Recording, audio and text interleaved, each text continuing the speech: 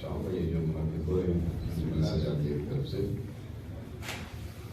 میرا پہلی بات تو یہ ہے کہ جیسے کہ اعلان ہے 3 افراد نے یہاں پر خطاب کرنا، مثلاً ایک پہلا آج میرا ہے، کل قبلہ نصیر صاحب کا، اس کے بعد قبلہ نبی صاحب۔ کتنا عجیب سا ہوگا کہ اگر تینوں افراد ایک ہی دن میں 1 گھنٹے کے لیے خطاب کریں، کیا یعنی کہ 3 پہلے میں پڑھوں کہ نصیر صاحب پڑھیں گے، پورا 3 گھنٹے آپ بیٹھے رہیں گے انشاءاللہ اگر وہ دو راضی ہو جائیں پڑھنے کے لیے آپ حاضر ہیں۔ اس کی وجہ پہلے سن لیجیے نا، تو ظاہر ہے آپ یہ کہیں گے کہ موسم کی شدت بھی ہے، موضوع کا اپنی جگہ بہت شدید ہونا بھی ہے، کیا وجہ ہے کہ ہمارے سلام گزار ہم سے تعاون نہیں کرتے؟ سب یہی چاہتے ہیں کہ سارے ایک ہی دن میں پڑھ لیں۔ میں سلام گزاروں کی فہرست بنوں، 8 ہیں 10 ہیں جتنے بھی رونق ہیں ہماری مجلس کی، ان کے سلام پڑھتے ہوئے مجمع اکٹھا ہوا، مولوی کو مجمع بنا کے دیتے ہیں وہ، اس میں کوئی شک نہیں، لیکن ان سے گزارش ہے کہ سجادیہ یا کوئی بھی انتظام جو بھی یہاں پہ مجلس کر رہی ہے، یہاں کی انتظامیہ کو ایک فہرست بنائے اپنی مجلس سے، جیسے 3 یا 5 مجلس ہیں اور ہمارے پاس مثال کے طور پر 15 پڑھنے والے، ہر روز 3 افراد سلام گزاروں کی ایک فہرست بن جائے گی۔ جناب آپ 3 افراد نے پہلی مجلس میں پڑھنا ہے، آپ 3 افراد نے دوسری مجلس میں پڑھنا ہے، آپ 3 افراد نے تیسری مجلس میں پڑھنا ہے، اور چونکہ ہماری روایت یہ ہے اہل زبان اردو اسپیکنگ کی کہ مرثیہ تقریر سے پہلے ہوتا ہے، تو مرثیہ والے کے لیے یہ ذمہ داری ہے کہ وہ 5 دن پڑھ لیں، باقی جتنے بھی پڑھنے والے ہیں سو سلام ہر روز 3 یا 4 جتنے بھی ان کی فہرست بنا کے کہ 3 آج پڑھیں، 4 میں تقسیم کر لیجیے کہ آج یہ پڑھیں، آج یہ پڑھیں، آج یہ پڑھیں۔ اس میں یہ فائدہ ہوگا کہ وہ جو دوسرے جو نہیں پڑھنے والے ہوں گے انہیں کسی اور جگہ پڑھنے کا موقع مل جائے گا، وہ وہاں جا کے انجام دیں، یہاں بھی فرض ایسا کہیں اور بھی فرض ایسا، لیکن یہ ضروری نہیں ہے کہ سارے ہی ایک دن آ جائیں اور ساری نہیں ہمیں بھی پڑھاؤ اور نہ پڑھایا جائے تو ناراض ہو جائیں۔ اور کچھ تو ماشاءاللہ سے ایسے ہمارے افراد ہیں کہ وہ کوشش کر کے ایسے ٹائم پر پہنچنا چاہتے ہیں کہ جب مولانا کے بیٹھنے کے بالکل وقت قریب ہو، اور جس کا مولوی صاحب کو بہت بڑا مجمع ملتا ہے، مجھے بھی اتنا بڑا مجمع ملتا ہے، مجلس مجموعوں سے نہیں، اخلاق سے۔ سجادیہ گواہ ہے، مسعود بھائی گواہ ہیں، جہاں امام بارگاہ میں جواد صاحب کے ہم یہ سلسلہ جمعرات میں شروع کیا تھا، جمعرات کے بعد ہر روز کا ایسا بھی ہوا ہے کہ مسعود صاحب تالا کھولنے والے ہوتے تھے امام بارگاہ کا، میں ایک پڑھنے والا ہوتا تھا، سامنے مسعود صاحب بیٹھے ہوتے، اور مجلس وہی ایک پورے گھنٹے کی آدھے گھنٹے کی ہوتی ہے، یہ نہیں کہ آج ایک بندہ ہے تو میں 10 منٹ میں پڑھ لوں، نہیں، ختم ہوتے ہوتے تک 2-4 آدمی اور آ جاتے، تو آج الحمدللہ وہی جگہ ہے کہ کوئی بھی پڑھنے والا ہو، وقت مقرر ہے کہ 8 بجے سے 9 بجے تک کا پروگرام ہوگا، اس کے بعد ختم اور مجمع اپنے ٹائم پر پہنچ جاتا ہے۔ بے شک بے شک۔ اوصیکم بتقوی اللہ ونظم امرکم، مولا فرماتے ہیں میں تمہیں اللہ سے ڈرنے کی وصیت کرتا ہوں اور اپنے امور میں نظم و ضبط پیدا کرنے کی وصیت کرتا ہوں۔ کہتے طریقہ فرمانا ایک بات یہ ختم ہو گئی، بات نہ گزارا۔ دوسری گزارش یہ ان ایام میں ان مجالس کی اہمیت کو سمجھیے، بہت اہم مجالس ہیں اور حالات واقعات بھی سارے آپ کے سامنے موجود ہیں، میں اس کی طرف نہیں جانا چاہوں گا، بس اشارہ کروں گا، آپ سمجھ جائیں گے۔ جو بھی ہمارا بھائی ان مجالس کی ویڈیو بنانا چاہتا ہے، سجادیہ کے اراکین سے پوچھ کے بنائے، ان کی اجازت سے بنائے، ٹھیک ہے؟ پہلی بات۔ دوسری بات یہ اگر بنا بھی رہا ہے تو صرف ویڈیو بنائے، آن لائن نہ کرے، وہ اس وقت کرے جب وہ خود بعد میں اس کو دیکھ لے، اگر کچھ اس میں کمی بیشی کرنی ہے وہ کرے اور اس کے بعد اس کو آگے۔ ماشاءاللہ ماشاءاللہ۔ اگر میری بات میں کوئی غلطی ہو مجھے اصلاح فرمائیں، اور اگر میری بات سے آپ متفق ہیں تو درود پڑھ دیجیے۔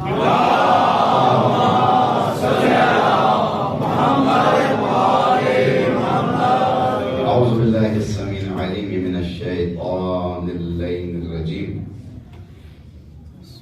بسم الله الرحمن الرحيم وبه نستعين وهو خير الناصر والمعين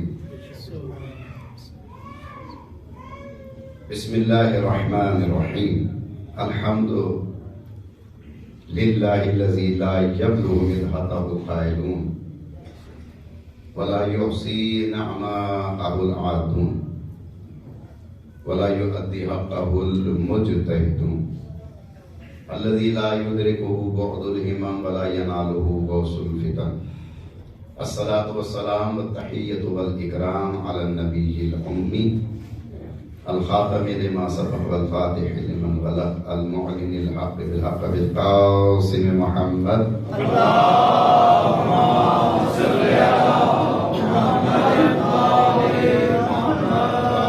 الطيبين الطاهرين المعصومين المظلومين لا سيما بقية الله بالأرضين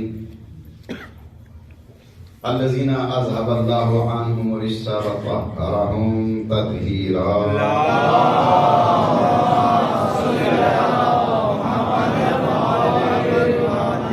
لعنة الله على أعدائهم أجمعين من يوم عداوتهم إلى قيام يوم الدين أما بعد قال الله تبارك وتعالى في محكم كتابه المبين وخطابه المتين وقوله الحق وهو أصدق القائلين بسم الله الرحمن الرحيم وإذ قالت الملائكة يا مريم إن الله اصطفاك وطهرك واصطفاك على نساء العالمين صلوات پڑھیے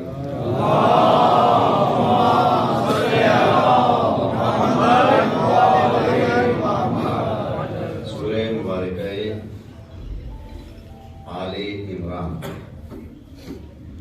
قرآن مجید کا تیسرا سورہ آیت کا نشان 42 اور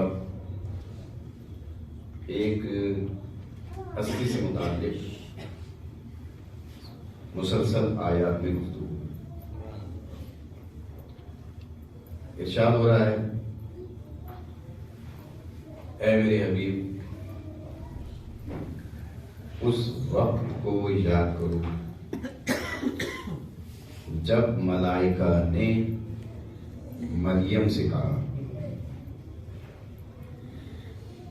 ملک نے نہیں ملائکہ نے، کوئی ایک ملک مخاطب نہیں ہوتا تھا، ملائکہ مخاطب ہوتا تھا۔ جب ملائکہ نے حضرت مریم سلام اللہ علیہ سے کہا کیا ان اللہ اصطفاکی،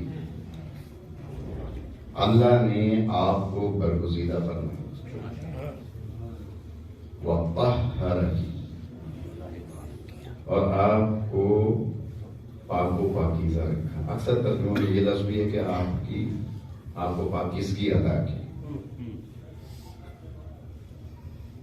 پھر اس کے بعد فرمایا واصطفاکی علی النساء، اور آپ کو عالمین کی عورتوں پر منتخب کر لیا، برگزیدہ کر لیا۔ استفاء کا لفظ 2 دفعہ آیا ہے۔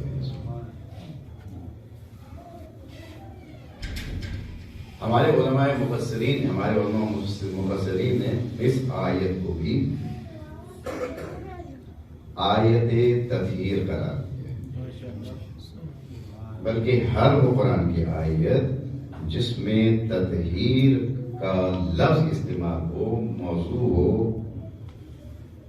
اس کا ترجمہ تطہیر بنتا ہو، طہارت بنتا ہو، وہ آیت تطہیر ہی کہلائے گی۔ اس کی وجہ پہلی آیت تطہیر کہاں اور کس کے لیے نازل ہوئی، موضوع تو نہیں لیکن صرف اشارہ کر دوں۔ قرآن کا مطالعہ کیجیے، آپ کو معلوم ہوگا حضرت ابراہیم حضرت اسماعیل علیہ السلام سے اللہ تعالیٰ نے مخاطب ہو کر کے فرمایا، جب آپ نے وہ گھر اس کی بنیادوں کو اٹھا دیا تو وہ گھر مکمل کر دیا، تو اللہ تعالیٰ نے ارشاد فرمایا اے ابراہیم و اسماعیل ان طہر بیتی، للطائفین والعاکفین والرکع السجود، میرے گھر کو پاک و پاکیزہ رکھو، رکوع کرنے والوں کے لیے، طواف کرنے والوں کے لیے، اعتکاف کرنے والوں کے لیے۔ تو وہاں پر بھی یہ لفظ استعمال ہو طاہرہ بیت کے پاک رکھو۔ تو پہلی تطہیر ہے، پہلی آیت تطہیر سمجھ لیے بیت کے لیے، اللہ کے گھر کے، اور پھر ایسا پاک و پاکیزہ رکھا انہوں نے، ظاہر دو نبی کو یہ کہا کہ پاک و پاکیزہ رکھو، اتنا کام انجام دیا اس گھر کے لیے، اس کی بنیادوں کو اکٹھا کیا، اونچا کیا، خود آپ نے اور آپ کے بیٹے نے اس گھر کی تعمیر کی، حالانکہ تعمیر پہلی دفعہ نہیں ہوئی ہے، تعمیر تو ہو چکی تھی، صرف دیواروں کو اٹھایا تھا۔ تو اللہ نے ان کی اس سہمات کو جب دیکھا تو ایک شاعر نے اپنے انداز میں، ایک شاعر نے اس کے اوپر کچھ کہہ دیا، کرتے ہیں کار خدائی بھی خدائی میں بشر، خانہ حق کی ہوئی تعمیر ان کے ہاتھ پر، کرتے ہیں کار خدائی بھی خدائی میں بشر، خانہ حق کی ہوئی تعمیر ان کے ہاتھ پر، بس ان کے اور خدا کے کام میں ہے اس قدر فرق، ان کے اور خدا کے کام میں ہے اس قدر، اس نے عالم کو بنایا اور انہوں نے اس کا گھر، اس نے عالم کو بنایا اور انہوں نے اس کا گھر، اور کارکن دیکھے جو ایسے سونپ ان کو گھر دیا، کام کے بندے تھے، گھر کا گھر حوالے کر دیا۔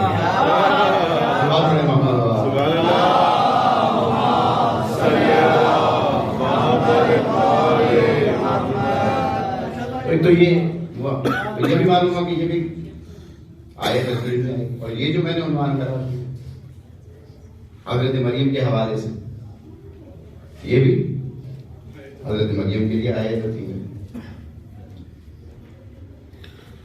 یہ جو میں نے آپ کے سامنے ترجمہ کیا ہماری کتاب میں ہے، یعنی قرآن میں ہے، اس ترجمے کو کوئی غیر مسلم پڑھے اور پڑھنے کے بعد دیکھیں کہ جس عیسیٰ کو ہم مانتے ہیں ان کی والدہ کے بارے میں ان کی کتاب میں یہ آیت موجود ہے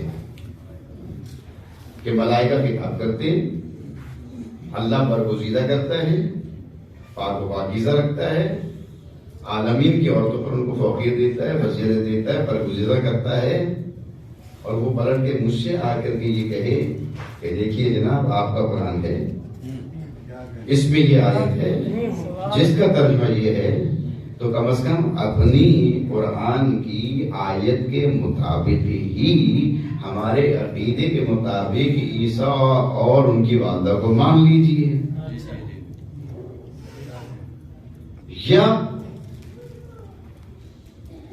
بھی ہے مان لیجیے، چونکہ آپ کے قرآن میں ہے، ہماری مریم کے بارے میں یہ بیان ہو رہا ہے، چونکہ میں نے بتایا یہ پورا سلسلہ آیا ہے مان لیجیے، یا آپ اپنے نبی کے خاندان میں سے کوئی ایسی خاتون دکھائیے کہ جو ایسی فضیلت کی حامل ہو جیسی کہ حضرت ہی مریم ہے، تو پھر آپ کیا کیجئے گا، کیا کہیے گا کہ نہیں ہے ایسا کچھ؟ اگر قرآن میں نہ ہوتا تو پھر بات تو حضرت مریم ہی پہ ختم ہو جاتی ہے، نہیں ہم پلٹ کے کہتے ہیں تم نے قرآن میں صرف اسی آیت کو پڑھا، آئیے ہم تمہیں بتاتے ہیں اگر یہ آیت تطہیر ہے تو پھر سن لو ہم سے، یہ اس آیت تطہیر کی مخاطب صرف مریم ہے،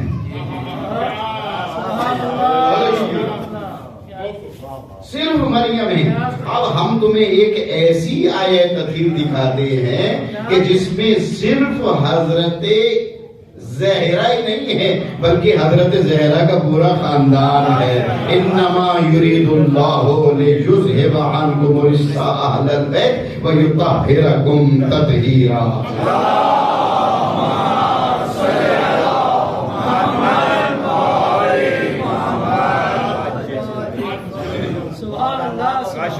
تو آپ کو چاہیے کہ جناب آپ ادھر سے ذرا ادھر آ جائیے،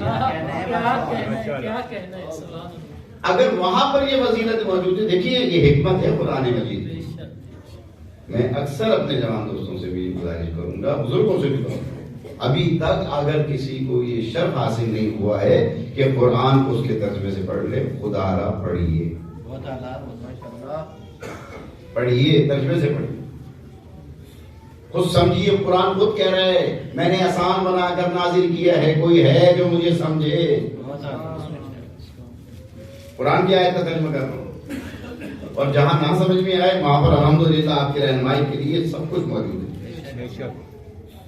تو وہاں پر حضرت مریم علیہ السلام کے بعد سلام اللہ علیہ کے بارے میں یہ آیت موجود ہے۔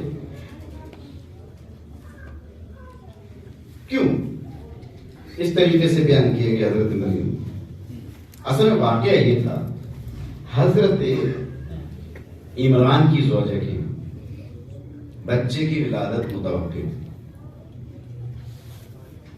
اور حضرت عمران کی زوجہ نے یہ منت بھی مانی ہوئی تھی کہ میں بیت المقدس کی خدمت کے لیے جو کچھ بھی ہے میں دے دوں۔ اور یہودی جو تھے وہ اس انتظار میں تھے، توریت و زبور اور انجیل کے مطابق، یا ابھی انجیل تو ابھی نازل نہیں ہوئی تو حضرت عیسیٰ آئیں گے، توریت و زبور کے مطابق وہ اس انتظار میں تھے کہ ایک منجی بشریت نے آنا ہے، سب اس کے انتظار میں تھے۔ اور جس منجی بشریت نے آنا تھا اسے پروردگار عالم نے ایک بہترین اور دنیا کے لیے ایک نمونہ بنا کر کے بھیجنا تھا، اور ان پر جیسے کہ اعتراضات بھی ہونے تھے، سب کچھ ہونا تھا، وہ سب کچھ سلسلہ، تو پروردگار یہ چاہ رہا تھا کہ اسے بھیجنے سے پہلے جس کے بطن سے اسے آنا ہے اسے اتنا پاکیزہ بنا دیا جائے۔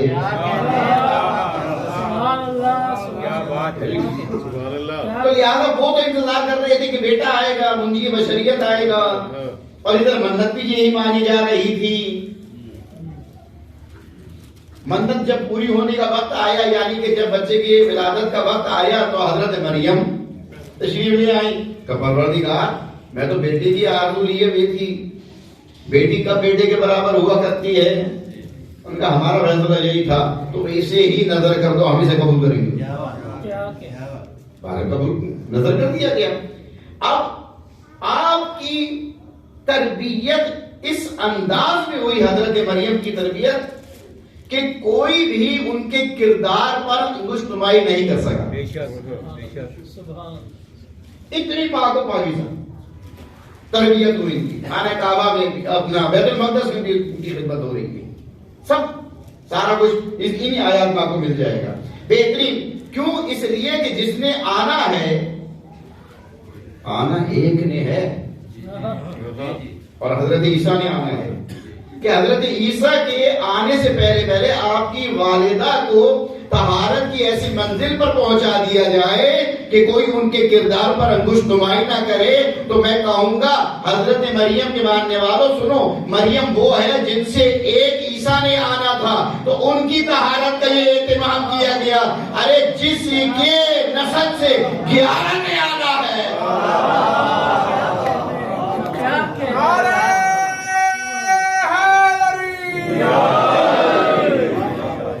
وہاں ایک نے آنا تھا، تو یہ اہتمام ہو رہا تھا کہ حضرت مریم کی پاکیزگی ایسی ہونی چاہیے، اور جہاں پر 11 فرزندوں نے آنا تھا،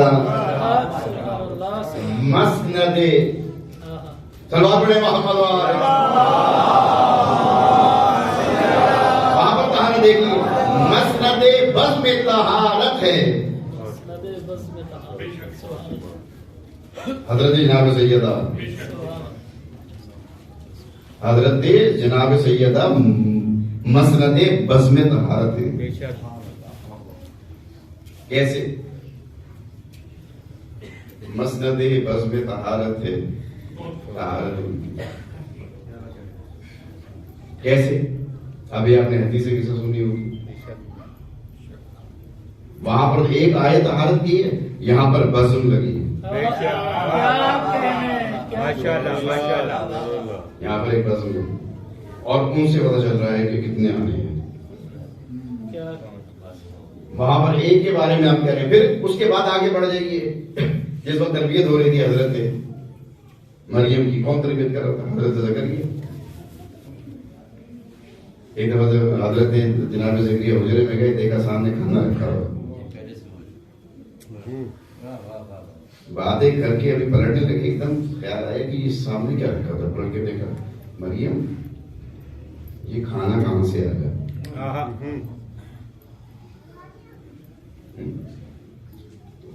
کیا جواب دیا انہوں نے؟ اللہ کی طرف سے آیا، اللہ کی طرف سے آیا۔ اب یہ جو کھانا حضرت مریم کے لیے آیا جنت سے، ہم کہتے ہیں جناب زہرا کے لیے بھی روایت میں آیا، تو یہ تو معاملہ برابر کا ہو گیا، حضرت مریم کے لیے بھی آیا، حضرت زہرا کے لیے بھی آیا، معاملہ برابر کا ہو گیا، یہ تو برابر کا ہو گیا نا، وہاں سے بھی جنت سے بھی آیا حضرت مریم کے لیے، جناب سیدہ کے لیے بھی آیا جنت سے، تو معاملہ برابر کا ہو گیا، تو برابری سے تھوڑا سا بلند ہونا چاہیے۔ اب تاریخ میں مجھے آپ بتا دیجیے کہ صرف حضرت مریم کے لیے آیا، مریم کی کسی کنیز کے لیے نہیں آیا۔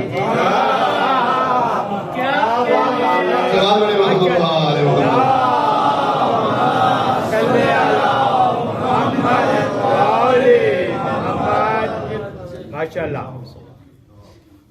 وہاں پر جناب فضہ کے لیے بھی آیا، بے شک بے شک بے شک، جن کی کنیزوں کی یہ شان ہو، تو جن کی کنیز ان کا کیا مقام ہو؟ خوشنودی جناب سیدہ طاہرہ سلام اللہ علیہ، بلندر صلوات۔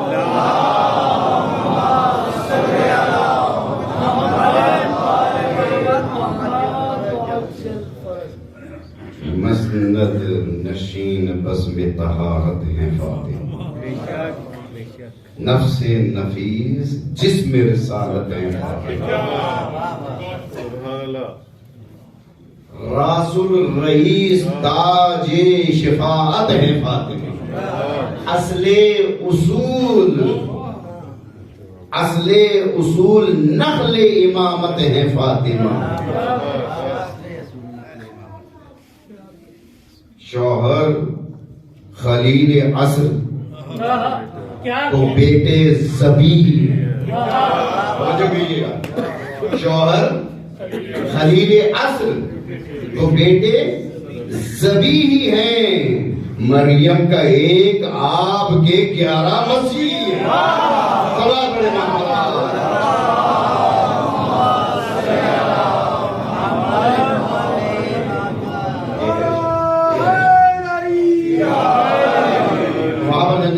ان کے لیے کھانا طعام آ رہا ہے، ادھر بھی آ رہا ہے، ان کی کنیزوں کے لیے بھی آ رہا ہے، اور ان کا مقام اتنا بلند و بالا ہے کہ اللہ تعالیٰ نے اپنے آخری بنی اسرائیل کی سلسلے کے آخری نبی کو بھیجنے کے لیے پہلے یہ بتایا کہ دیکھو جس کے وطن سے میں بھیجوں گا وہ ایسی پاک و پاکیزہ طاہرہ ہیں، اور پھر جب وہ منزل بھی قریب آ گئی اور جب آپ آئیں لوٹ کر کے، تو آپ کو قرآن کیا کہتے ہیں کہ مریم نہ تو تمہارے والد ایسے تھے نہ تمہاری والدہ ایسے تھی، یہ تم نے کیا کیا؟ تو مطلب کہ اب جاتے ہوئے خود بھی جب رات ہو رہی تو مت گھبراؤ، تم جاؤ، تم سے جب سوال ہو تم روزہ رکھ لو، 3 دن کا کسی سے کلام نہیں کرو، اشارہ کرتے ہیں، اشارہ کر دیا انہوں نے، اشارہ کی رہے اس کی طرف اشارہ کر دیا، انہوں نے کہا کہ بنو کل من کانا فی المہد صبیا، ہم اس بچے سے کیسے کلام کریں گے جو محل میں ابھی پیدا ہوا ہے، اس سے کیسے کلام کریں گے؟ چھوٹا تھا بچہ، اشارہ دینے کہہ دیا تھا نا کہ اشارہ کر دو، انہوں نے اشارہ کر دیا، انہوں نے کہا ہم ایسے کس سے کلام کریں، جیسے انہوں نے کہا نا کیسے کلام کریں، اسی وقت حضرت عیسیٰ بول پڑے، انی عبداللہ آتانی الکتاب جعلنی نبیا، میں اللہ کا بندہ ہوں، کتاب لے کر آیا ہوں، نبی بنا کے بھیجا گیا ہوں، توجہ ہے نا؟ سب پریشان ہو گئے، واقعہ تو سنا پہلے، سب پریشان ہو گئے، یہ کیا ہو گیا؟ اب اگر جنہیں یہ فضیلت ملی تھی اور جن کے ساتھ ہم یہ بتا رہے ہیں کہ ہماری جناب سیدہ سلام اللہ علیہ کی کیا فضیلت ہے، اگر ان کو یہ فضیلت مل گئی اور ادھر ایسی نہ ہو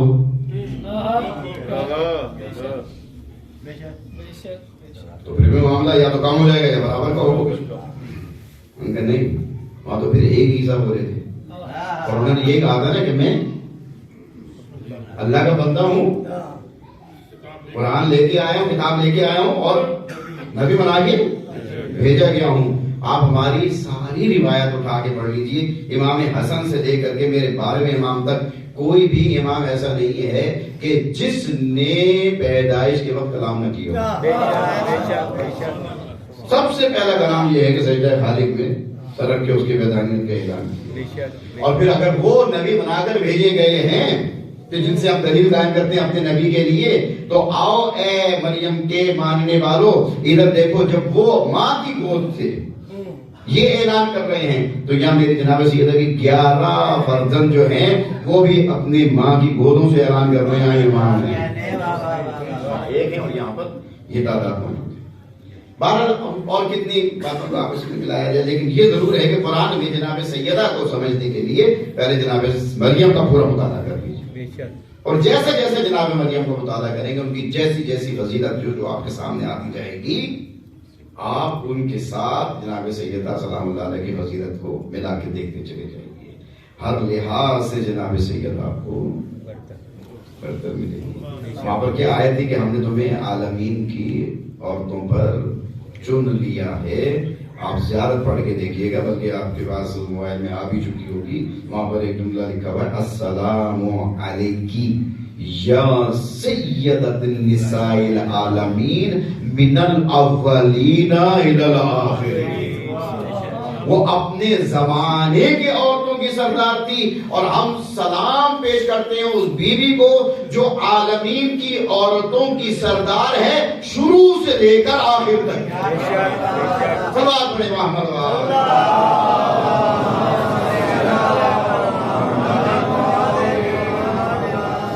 اگر اسی طریقے سے گفتگو ملاتا چلوں گا تو وقت بہت ہو جائے گا. میں چاہتا ہوں کہ اگر آپ کی توجہ ہو تو کسی غیر کے نہیں, مفکر پاکستان, مفکر اسلام, مصور پاکستان کا کلام عطیہ کرتا ہوں. جس پر کوئی اعتراض کرنا بھی چاہے تو وہ کلام پر بعد میں اعتراض ہوگا, پہلے مصور پاکستان پر اعتراض ہوگا. ہمیں بعد میں کہنا, پہلے اس پر اعتراض کرو جس کے تصور سے تم بنے ہوئے پاکستان میں بیٹھے. سمجھا ہے نا آپ کی. مریم از یک نسبت عیسیٰ عزیز. صرف ترجمہ کرتا جاؤں گا اور جہاں تشریح کی ضرورت ہے وہ تشریح کروں. مریم از یک نسبت عیسیٰ عزیز از سے نسبت حضرت زہرا عزیز. وہاں آئے تطہیر آئی. کسی میں جرت ہے جو کردار حضرت مریم پر انگلی اٹھائے؟ ہے کسی میں جرت؟ جرت نہیں ہے. کیوں؟ آئے تطہیر جو آئی ہے اس آئے تطہیر کی موجودگی میں جرت نہیں ہے کہ آپ ان کے کردار پر نمائی کریں. تو جو 3 نسبتوں سے مریم سے بھی بڑھ کر وہ ان پر آپ جرت کریں گے. کچھ نالائقوں نے جرت کی, ہمیں جواب دینے کی ضرورت ہی نہیں پڑی. ادھر بیوی کے چاہنے والے خود پورے ہو گئے ہوں. مریم از عیسیٰ عزیز از سے نسبت حضرت 3 نسبتیں بیان کی. ایک نسبت ہے حضرت مریم کی کہ وہ حضرت عیسیٰ کی والدہ ہیں. آؤ اقبال کہتے ہیں آؤ میں تمہیں بتاؤں, جنہیں اقبال مانتا ہے وہ 3 نسبتوں سے مریم سے بھی بڑھتا ہے. پہلی نسبت بیان کی نور چشمے رحمت للعالمین. نسبت ڈھونڈنی ہے تو پہلے دیکھو مریم جو ہے عمران کی بیٹی ہیں, فاطمہ خاتم الانبیاء کی بیٹی. نور چشمے رحمت للعالمین, جو عالمین کے لیے رحمت ہے ان کی آنکھوں کا نور ہے سیدہ امام اولین و آخرین. اور وہ رحمت للعالمین جو آغاز سے لے کے انجام تک, اولین سے لے کے آخرین تک سب کے امام ہیں. پہلی نسبت تھی. نور چشم رحمت للعالمین آ امام اولین و آخرین آن کے جان در پے کرے گیتی دمید، جس نے اس دنیا میں آ کر مخلوقات الہیہ کے مردہ جسموں میں روح دی، جان ڈال دی، روزگار تازہ آئین آفرید، تمام قانون تمام آئین ختم ہو رہے تھے تو اللہ کی طرف سے ایک نئے دین کی صورت میں ایک آئین دے دیا ان کے بابا نے، اور پھر ایسا آئین کہ سب شریعتیں منسوخ ہو گئیں، ایسا آئین جو صبح قیامت تک کے لیے جائے گا۔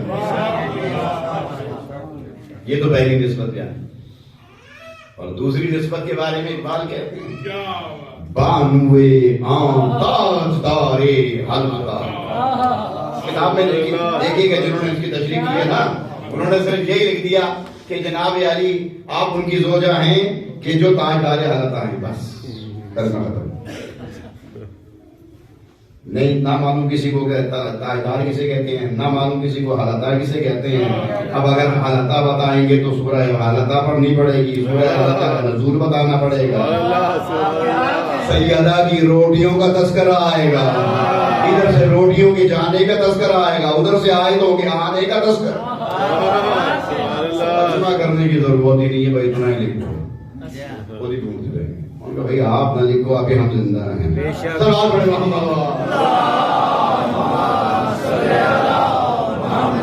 بانوے آن تاجدار حلقہ ہو گیا، بانوے آن تاجدار حلقہ، آپ ان کی زوجہ ہیں جن کے سر پر حلقہ کا تاج سجا ہوا۔ آج ہم پر اعتراض کرتے ہوئے یہ نعرہ حیدری لگاتے ہیں، شرک کرتے ہیں، مشکل کشا کہتے ہیں، شرک کرتے ہیں۔ ذرا مصور پاکستان سے تو پوچھو، مفکر اسلام سے تو پوچھو، بانوے آن تاجدار حلقہ مرتضی مشکل کشا شیر خدا۔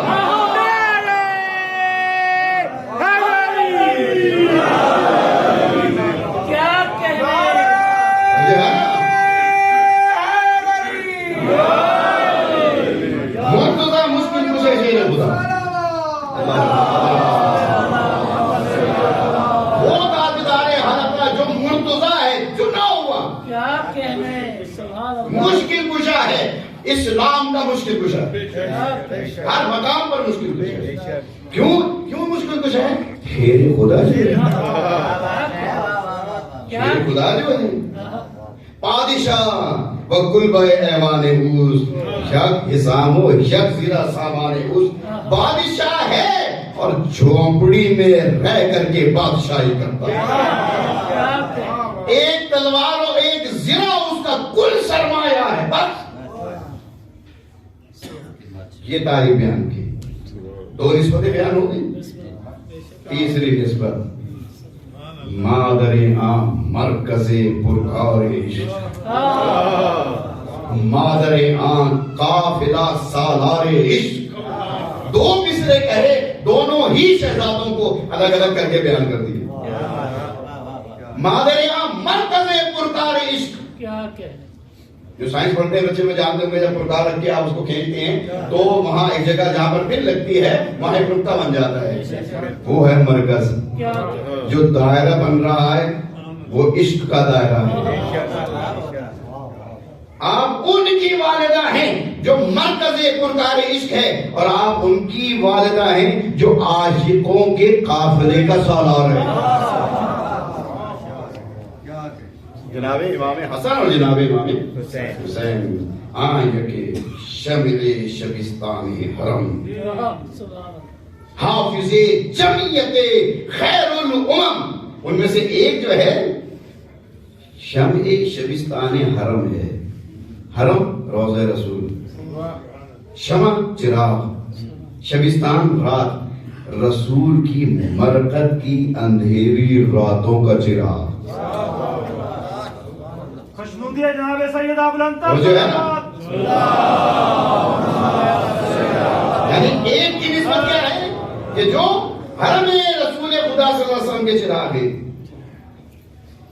جنہوں نے آپ کی امت کے لوگوں کو اکٹھا کیا، حافظ جمعیت خیر الامم، آپ نے لوگوں کی، آپ نے جمعیت کو اکٹھا کر دیا، رسول بکھرنے نہیں دیا، اختلافات کو ختم کیا اور اس کے بعد فرماتے ہیں تانشینت آتش پیکاروں کی پشت پازد برسرے تاج و نگی، تاکہ نفرتوں کی آگ ٹھنڈی پڑ جائے. نشینت یعنی بیٹھ جائے، تا نشینت تاکہ بیٹھ جائے. آتش پیکاروں کی، جنگ کی اور نفرتوں کی آگ بجھ جائے. تو آپ نے کیا کام کیا اس کو بجھانے کے لیے؟ پانی ڈالتے ہیں نا. آپ نے وہ کون سا پانی ڈالا؟ پشت پازد برسرے تاج و نگی. آپ نے تخت و تاج کو ٹھوکر مار دی. کون کہہ رہا ہے؟ میں نہیں کہہ رہا، اقبال کہہ رہا ہے ٹھوکر مار دی. اب یہ تخت اور تاج، دوبارہ دوہراؤں، اب یہ تخت اور جو یہ تاج جس کے پاس بھی دیکھیں سمجھ لیں حسن کا ٹھکرایا ہوا ہے.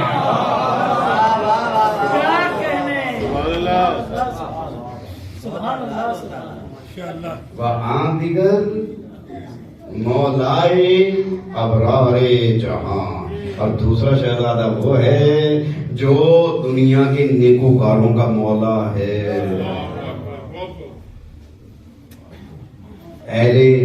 اور اس کے بعد کیا کہا کہ وہ جو دوسرا شہزادہ ہے وہ کون ہے؟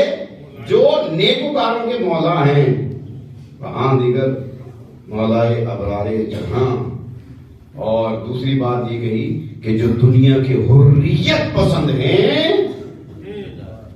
ان سے سبق، جن سے سبق سیکھا ہے وہ امام حسین علیہ السلام. حریت کا سبق جن سے لیا ہے وہ امام حسین علیہ السلام. یہ دوسرے شہزادے کی تعریف کر رہے ہیں. صلوات پڑھیں محمد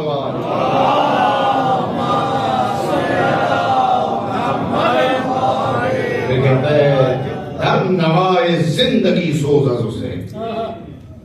تمہاری زندگی کی جو آواز ہے، نوا ہے، صدا ہے نا، اس میں جو سوز پیدا ہو رہا ہے وہ حسین سے ہے. اگر حسین نہ ہو تو زندگی رواں دوائی نہ ہو. در نوائے زندگی سوز از حسین. حسین سے تمہاری زندگی میں سوز ہے. اہل حق حریت آموز از حسین. اور جو اہل حق ہوا کرتے ہیں انہیں اگر آزادی کا سبق سیکھنا ہے حسین ابن علی سے سیکھنا ہے. کون کہتا ہے؟ اقبال کہتا ہے. دونوں شہزادوں میں تم ایک ہی بات کرتے ہو، ہم تمہیں 3 نسبتیں دے رہے ہیں. اب پہچانو سیدہ کون ہے. لے آؤ کو جناب سیدہ کے بابا جیسا بابا، لے آؤ کو جناب سیدہ کے شوہر جیسا شوہر، اور لے آؤ جناب سیدہ کے فرزندوں جیسے فرزند. خوشنودی ہے جناب سیدہ باواز بلند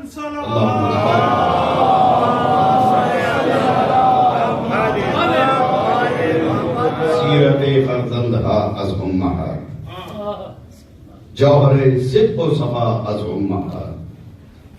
اولاد کی پرورش ماؤں کے ذریعے. بے شک. سیرت فرزندہا از امہا، مائیں ہیں جو اولاد کی پرورش کرتی. جوہر صدق و صفا، صدق و صفا کا جو جوہر دیتی ہیں اولاد کو وہ مائیں تو ہوتی نہیں، ماؤں کے بغیر کوئی نہیں دے سکتا. اور اس کے بعد کیا جملہ کہا ہے؟ مزرعے تسلیم را حاصل بطول.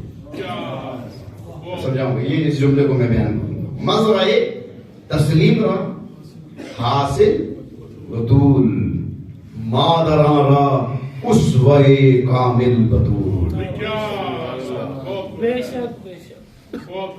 مزرعہ کسے کہتے ہیں؟ مزرعہ اردو میں بھی استعمال ہوتا ہے. مزرعہ زراعت، کھیتی. مزرعہ تسلیم، تسلیم کا مطلب سر جھکانا. کیا اس طرح استعارہ لے کر کیا ہے؟ مزرعہ کھیتی، تسلیم سر جھکانا. حاصل جو کچھ اس سے حاصل ہو. کھیت میں آبیاری کرتے ہیں، تخم پوشی کرتے ہو اور اس کے بعد پانی دیتے ہو اور اس کے بعد جو کچھ حاصل ہوتا ہے اسے کھیتی کہتے ہیں. جو کچھ آپ اس کے بعد حاصل کرتے ہیں کھیتی. جو یہ ہم نے بویا تھا یہ ہمیں ملا ہے، فصل جو ہوتی ہے. جناب سیدہ کیسے حاصل ہوئی؟ اقبال یہ بتانا چاہتے ہیں مزرعہ تسلیم را حاصل ہو تو راتوں کو بارگاہ سمدیت میں عبادت کی کھیتی پر سجدہ ریز ہو کر کے جو میرے نبی کو حاصل ہوا وہ زہرا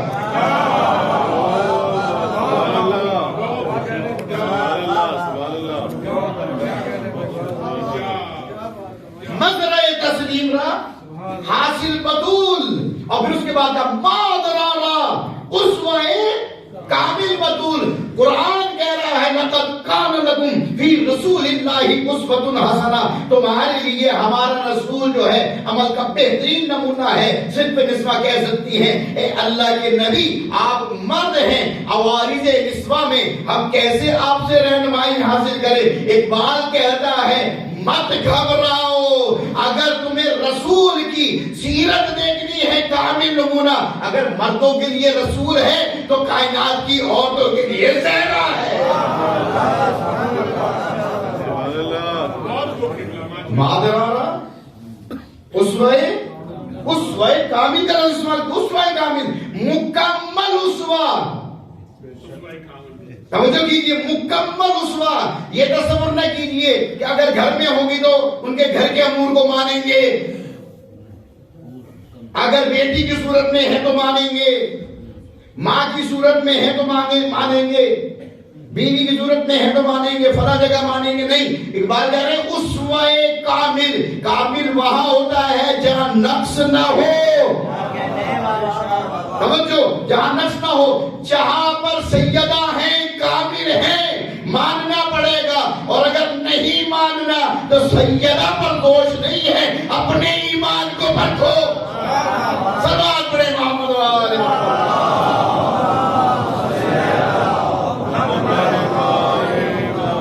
حاضر آ رہا اسوہ کامل پر. اور ایسی بیوی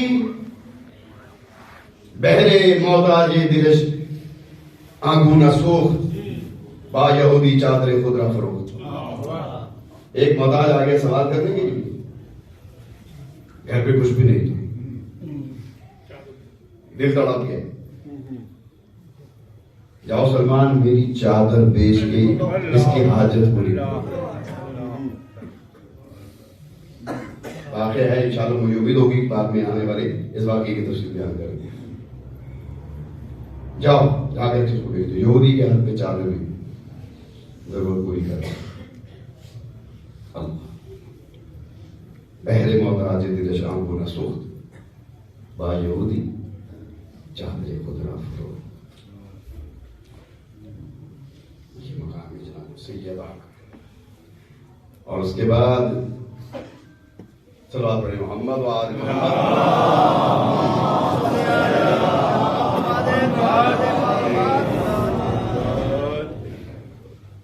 اقبال کہتے ہیں کہ صرف زمین والے نہیں بلکہ آسمان والے ہم نوریو ہم آتشی فرمان برش. نوری بھی اور آتشی بھی. ناری نہیں کہا آتشی، یعنی ملائکہ بھی اور جنات بھی ان سے فرمان لے کے جاتے ہیں، ان سے فرمان لے کے جاتے ہیں. اس کے بعد کیا نکلا؟ گم رضا عشق در رضا ہے شوہر عشق. وہ سیدہ جنہوں نے اپنی ساری مرضیوں کو اپنے شوہر کی مرضیوں میں ضم کر دیا. ادب پروردہ ہے صدق و صفا، آنسیاں گردن واللب قرآن سا. وہ جو ادب صدق و صفا کے ادب کی پروردہ تھی، ان کا مقام یہ تھا کہ ایک طرف چکی چل رہی ہوتی تھی اور لب مبارک قرآن کی تلاوت کر رہا ہو. عشق او بچید جبریل السمیع. جبریل جبریل نے ان کے آنسوؤں کو زمین سے اٹھا لیا. میں کہوں گا زمین پہ گرنے ہی نہیں. ابھی بتاؤں گا یہ آنسو کون سے. جبریل نے پرچیز جبریل عرش کے اوپر چیز جبریل السمی. پھر کیا کیا؟ ہم جو شبنم ریخ پر عرش زمین، ہم جو شبنم ریخ پر عرش بری، زمین سے آنسوؤں کو اٹھایا جناب سیدہ کے اور آسمانوں پر بکھیر دیا. سمجھ میں آیا یہ ستارے جو چمک رہے ہیں؟ کمال پڑے محمد آل محمد.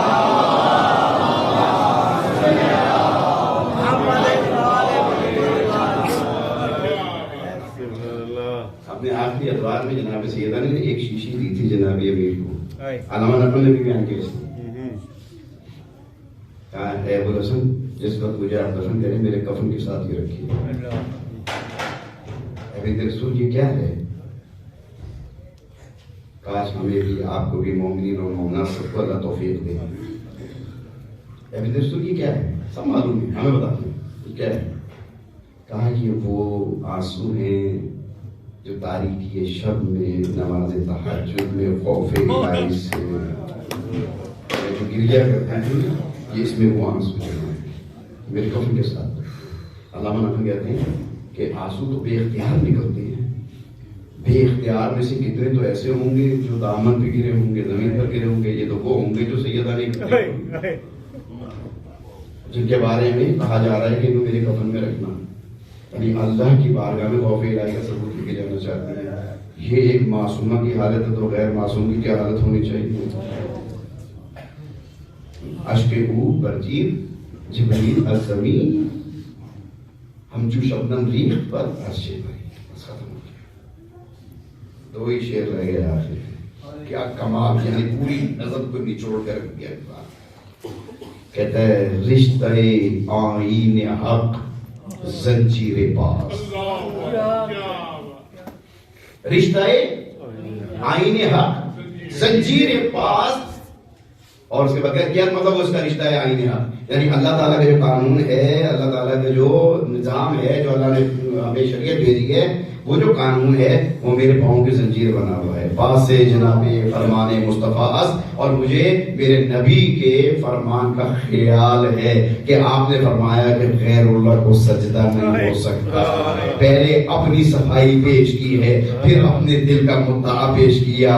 اور اقبال کہتا ہے کہ مجھے نبی کے قول کا خیال ہے. رشتہ آئین حق زنجیر پاس، پاس فرمانے جناب مصطفیٰ اس، ورنہ گردے تربشش گردیدے میں، ورنہ گردے تربشش گردیدے میں، ورنہ لوگ کعبے کا طواف کرنے چاہتے ہیں، میں سیدہ کی قبر کا طواف کرتا ہوں. ورنہ گردے تربشش گردیدے میں سجدہ پر خاک اوپر پاشیدے میں. لوگ ادھر منہ کر کے نماز پڑھتے ہیں نا، میں سیدہ کی خاک پر سجدہ کرتا ہوں. آج تو میں نے عنوان قرار دی تھی، اس پہ زیادہ نہیں بول سکتا. یہ پیغام آپ کو علامہ اقبال کے حوالے سے آپ نے پہنچانا تھا کہ دیکھیے یہ جناب سیدہ کا مقام و مرتبہ ہے. جناب سیدہ کا مقام ایک ماں کا مقام ہے، ایک ماں کا مقام بھی ہے. اس میں ختم کر رہا ہوں. آگیا میں اپنے منزل کے قریب ان سورہ خود کو محبت سے ہے خلقت ماں کی ہے. محبت جو کوئی شے تو محبت ماں کی. زندگی دیتی ہے انسان کو شفقت ماں کی. باپ سے بڑھ کے ہے دنیا کو ضرورت ماں کی. باپ سے بڑھ کے ہے دنیا کو ضرورت ماں کی. حضرت عیسیٰ کا ذکر آیا تھا نا، زیست عیسیٰ کو ملی باپ کے احسان کے بغیر. زیست عیسیٰ کو ملی باپ کے احسان کے بغیر. دہر میں کوئی بھی پیدا نہ ہوا ماں کے بغیر. دہر میں کوئی بھی پیدا نہ ہوا ماں کے بغیر. مشکلیں دے کے ہمیں در سے وفا دیتی ہے، شب کے سناٹے میں اٹھ اٹھ کے دعا دیتی ہے، خون دل اپنا یہ ہنس ہنس کے پلا دیتی ہے، گوشت کے ٹکڑوں کو یہ انسان بنا دیتی ہے، گوشت کے ٹکڑوں کو یہ انسان بنا دیتی۔ مانگتا ماں کی وہ دولت ہے جو گھٹتی ہی نہیں، باپ تھک جاتا ہے ماں پیار سے تھکتی ہی نہیں۔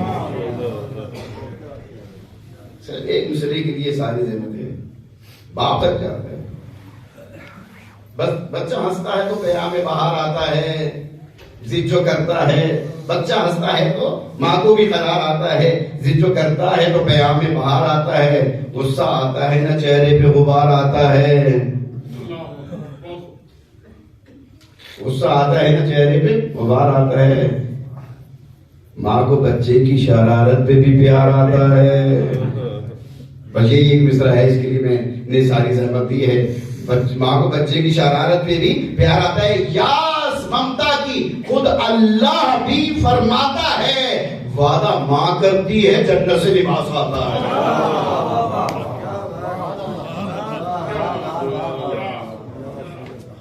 یہ ہے ماں کی شان، وعدہ ماں کرتی ہے جنت سے لباس آتا ہے۔ اللہ توجہ ہے نا،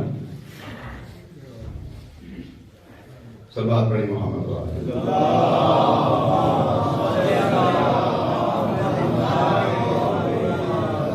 سورت سے آشکار ہے، سورت سے آشکار ہے سیرت رسول کی۔ جناب زہرا سلام اللہ علیہ، سورت سے آشکار سیرت رسول، یعنی آپ دیکھ لیجیے جناب سید السلام اللہ علیہ صلوات پڑھیں محمد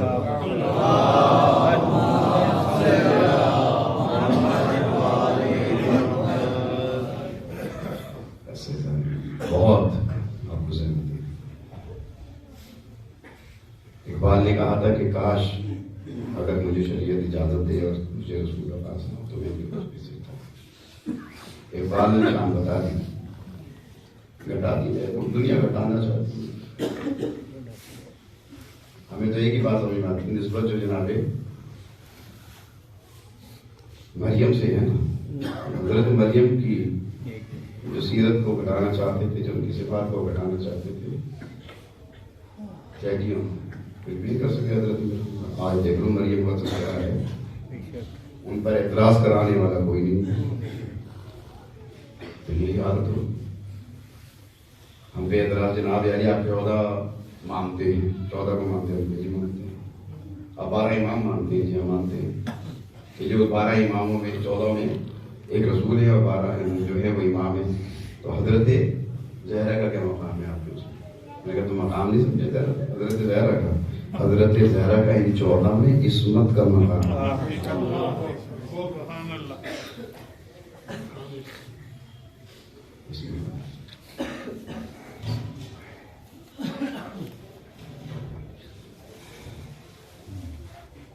جب بھی رسول گھر سے تشریف لے جاتے تھے کسی شہر سے باہر، کیا کرتے تھے؟ سب سے ملتے تھے، رخصت ہوتے تھے، سب سے آخر میں جناب سیدہ،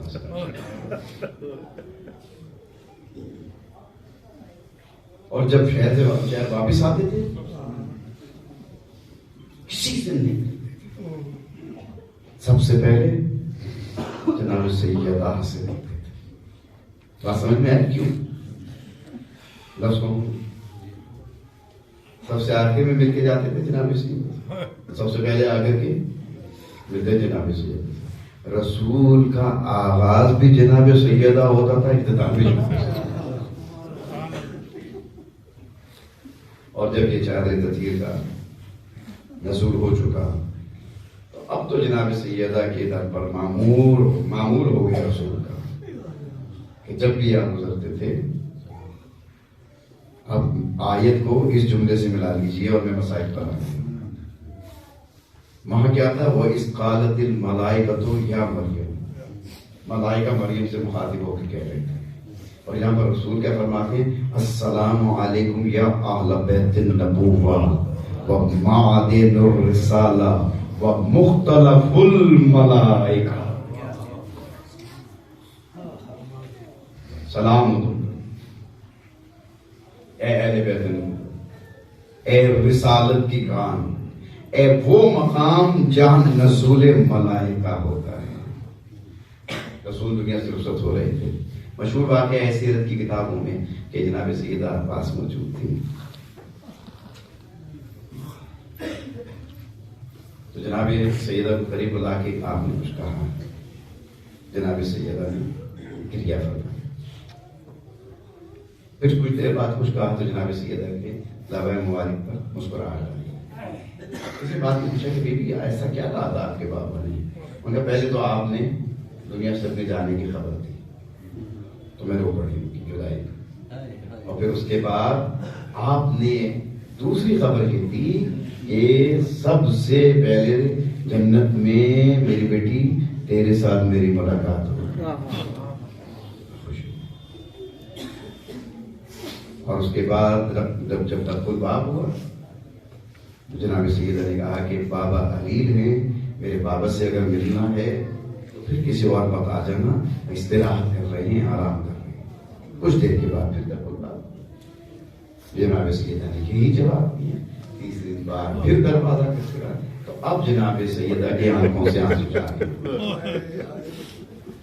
وہ آنسو رخسار مبارک کے جناب ختیہ نہ کرتا. آنکھ کھلی. بیٹی رونے کا سبب کیا ہے؟ اب بابا کوئی دروازے پر دستک دے رہا ہے، میں نے ابھی کہا کہ آپ نہیں، لیکن وہ دستک دینے والا جو ہے دستک دیے چلا جاتا، ملنا چاہتا ہے. معلوم ہے کیا جملہ کہا سنتے نا؟ وہ جملہ کیا جملہ تھا کہ بیٹی یہ تو تیرے در کا شرف ہے، یہ آنے والا کسی سے اجازت نہیں لیتا. یہ آنے والا کسی سے اجازت نہیں، تیرے در کا شرف.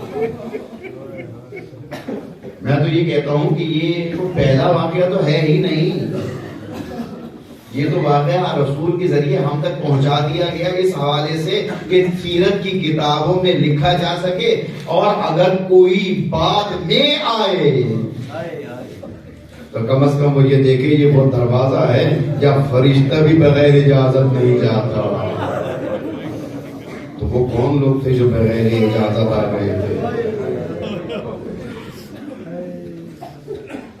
کون لوگ تھے جو بغیر اجازت؟ اور آ کر کے یہ کہنا کہ علی کو نکالو. معلوم ہے کہ بیعت کے لیے بلا رہے تھے. حق جو ہے کبھی نہ حق کی بیعت نہیں کرتا. کئی بار ایسا ہوا ہجوم آ گیا، آگ لگ گئی دروازے پر. صرف آگ نہیں لگی، ٹھوکر سے دروازہ کھول. صدا آئی تم اس گھر کو آگ لگا رہے ہو جس میں حسنین رہتے ہیں.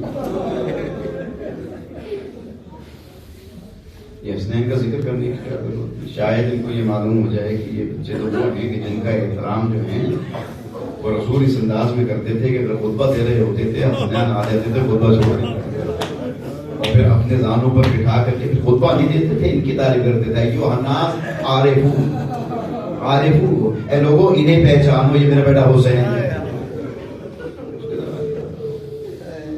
نہیں مانے آگے. بس اس دوران میں اتنا ہوا کہ دیوار و در کے درمیان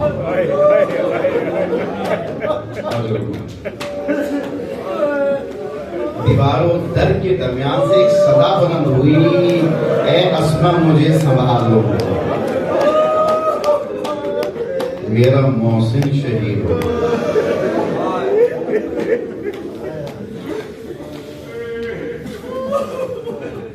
آپ نے بارہ علماء سے سنا ہوگا.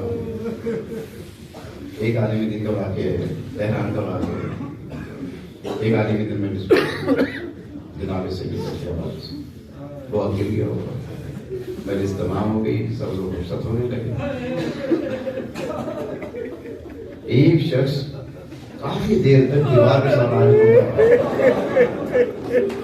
اور اس کے قریب گئے، اس کو تسلی دلا سکتے اللہ جزا دے آپ کو کہ آپ بہت زیادہ کر رہی ہیں. اتنا کرنے کے سبب کیا ہے؟ آپ نے سوشل میڈیا میں بھی سنا ہوگا، دیکھا ہوگا نا، وہاں پر اس نے کیا جواب دیا؟ مولانا میں ہڈیوں کا ڈاکٹر ہوں۔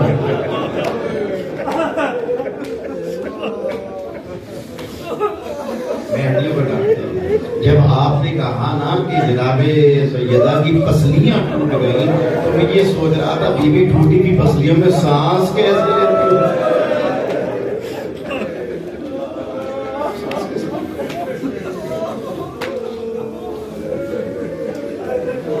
وہ بھی جو یہ کہتی بھی جا رہی ہے صبحت علیہ مصائب اللہ صبحت علی الایام سرنا لیالیہا، اور اس بیوی کے لیے یہ کہا جاتا ہے کہ سیدہ سے کہو یا دن میں رویا کریں یا رات کو رویا کریں، کاروبار زندگی میں خلل واقع ہوتا ہے۔ مولا نے جنت البقیع کے پشت پر ایک حجرہ تعمیر کر کے دیا، اور حجرہ بھی کیا تھا؟ جو ایک جھونپڑی کے مانند تھا۔ جناب سیدہ صبح چلی جاتی تھی شہزادوں کو لے کے، اپنے بابا کے روضے کی طرف رخ کر کے فریاد کرتی تھی، گریہ کرتی تھی، مسائل بیان کرتی تھی۔ شام کو جناب امیر جو ہے لے آیا کرتے تھے۔ ایک دن ایسا بھی آیا کہ جناب سیدہ جو جا رہی تھی اپنے حجرے کی طرف دیکھا، اس حجرے کو بھی آگ لگا۔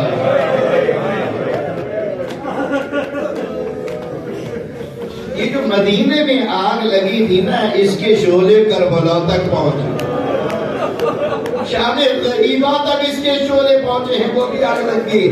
اب ایک وقت ایسا آ گیا کہ جناب سیدہ اپنے بابا سے مخاطب ہے، بابا اب رہا نہیں جاتا۔ مولا علی گھر میں تشریف لائے، گھر میں واقع ہے تشریف لائے،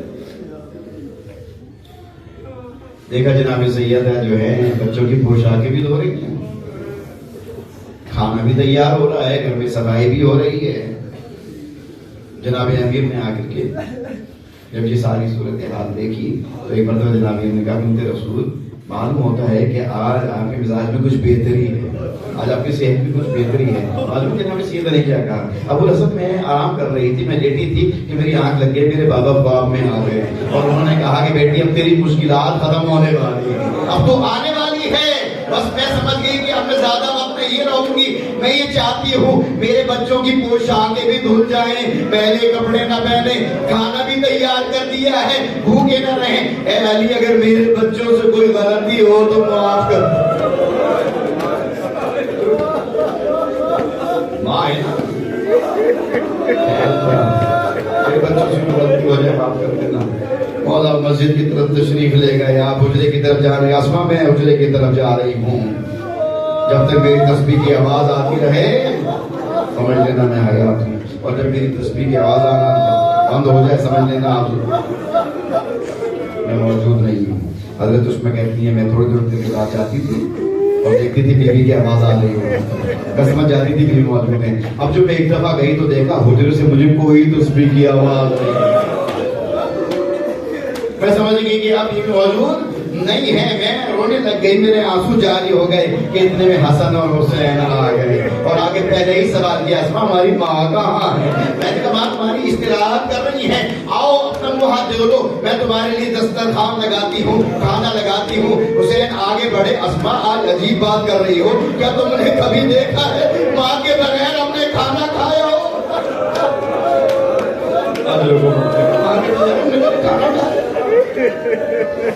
کہاں میری چیز نکل، وہ ماں نہیں لگی، علی تک خبر گئی، علی گھر میں تشریف لائے۔ وصیتیں آپ کے ذہن میں موجود ہیں کہ کس کس کے بارے میں کیا کیا وصیت کی، کیسی کیسی وصیت کی، تابوت کے بارے میں کیا وصیت کی، دفنانے کے بارے میں کیا وصیت کی، جنازے کے بارے میں کیا وصیت کی، یہ آپ کے ذہن میں محفوظ ہیں۔ میں صرف ایک اشارہ کروں گا، آئے جناب امیر، اور آنے کے بعد وصیت کے مطابق جناب سیدہ کا غسل و کفن کیا۔ حضرت اسما کہتی ہے میں ساتھ آپ کے شریک تھے اس غسل و کفن میں، اور میں جب کی شدت دیکھتی تھی تو میری آنکھوں سے آنسو جاری ہو جاتے تھے، میں رونے لگ جاتی تھی، تو مولا مجھے تسلی دیتے تھے، مجھے صبر کی تلقین کرتے تھے۔ لیکن یہ کیا ہوا کہ ابھی غسل دیتے دیتے خود علی کی چیخ بلند ہو گئی، جو مجھے صبر کی تلقین کر رہا تھا، جو مجھے صبر کی وصیت کر رہا تھا، ان کی جب چیخ بلند ہوئی تو کہا مولا آپ کی یہ چیخ کیوں بلند ہوئی؟ کہا اسما سیدہ اپنے پہلو میں وہ زخم لے گئی ہے کہ جو علی سے بھی پوشیدہ تھا. بس وصیت کے مطابق جنازہ تیار ہوا. اور عزاداران محترم آپ کو معلوم ہے کہ جب ہمارے گھروں سے جب کوئی اس دنیا سے جانے والا جاتا ہے تو ہمارے گھروں کا رواج کیا ہے کہ جب جنازہ تیار ہوتا ہے تو ایک آواز بلند ہوتی ہے. بزرگ کہتے ہیں آؤ سب آ کر کے چہرہ دیکھ لو, ودا کر لو. اب کوئی بھی جس کا بھی ہوتا ہے, ماں اگر جا رہی ہے تو اس سے ودا ہوتا ہے, باپ جا رہا ہے تو اس سے ودا ہوتا ہے. سارے گھر والے آئے جس وقت جناب امیر نے کہا کہ ودا کر لو, سب نے ودا کیا. بچوں کو بلایا, اے بیٹی ام کلثوم آؤ, اے زینب آؤ, اے بیٹا حسن آؤ. سب آئے ماں سے ودا کرنے کے لیے. لیکن حسین ہیں جو حجرے کے دروازے پہ کھڑے, تو حجرے کے دروازے, بیٹا تم کیوں نہیں آتے, تم کیوں نہیں آتے, آؤ ودا کر لو. کہا جب تک ماں نہ بلائے. ادھر بندے کفن, آ میرے بیٹے میری آغوش میں, اپنی آغوش میں لے لیا. میں کہوں گا یہ محبت ہے. شہزادے آ گئے, بیٹیاں آ گئی, یہ ماں کی محبت ہے. یہاں پر اپنی آغوش میں لیا. اب یہاں پر ظاہراً دفن تو کر دیا جائے گا لیکن روح سیدہ حسین کے ساتھ ساتھ حسین پر ایک وقت وہ بھی آئے گا, نہ زین پر ہوں گے نہ زمین پر ہوں گے, تیروں پر معلق ہیں. اے بیٹا وہاں بھی تجھے آغوش میں لیا تھا, آ حسین میری آغوش میں.